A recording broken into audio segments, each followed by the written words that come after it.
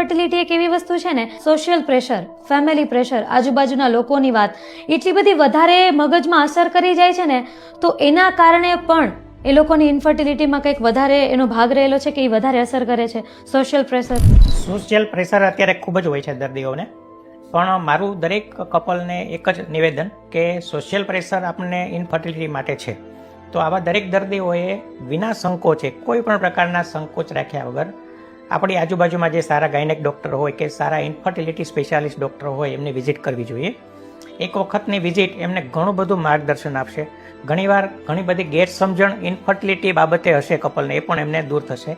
શારીરિક અવયવો કઈ રીતે કાર્યાન્વિત છે, કયા દિવસોમાં અંડાશયમાંથી સ્ત્રીબીજ રિલીઝ થાય છે, કયા દિવસોમાં શારીરિક સમાગમ રાખવાથી પ્રેગ્નન્સી રહેવાની શક્યતા વધારે હોય છે, આ બધી બાબતોની ગેરસમજણ ઘણીવાર કપલમાં હોય છે. જે લોકો સાયન્સના સ્ટુડન્ટ નથી એ લોકોને આ બધી માહિતી નથી હોતી.